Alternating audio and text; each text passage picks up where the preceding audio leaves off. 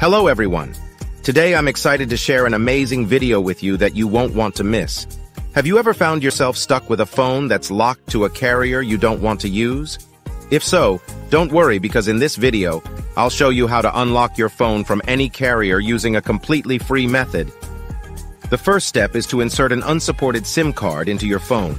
This simply means using a SIM card from a carrier that is different from your original one.